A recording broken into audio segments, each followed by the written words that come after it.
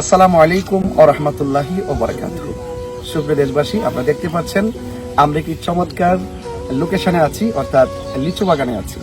আপনারা জানেন লিচু একটি মৌসুমী ফল, আর এই লিচুতে রয়েছে অনেক উপাদান, অনেক উপকার।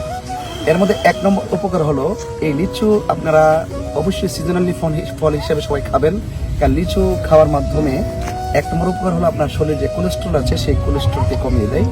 আর দুই নম্বর হলো আপনার দাঁতকে খুব মজবুত করে এবং ত্বককে খুব মসৃণ করে এবং আপনার হাড়কে খুব মজবুত করে। সেজন্য আপনারা এই লিচু সিজন যখন আসবে আপনারা অবশ্যই লিচু খাবেন। তবে একটি কথা বলি, আজকে দেখতে পাচ্ছেন এই লিচুতে আমরা ফরমালিন মুক্ত একদম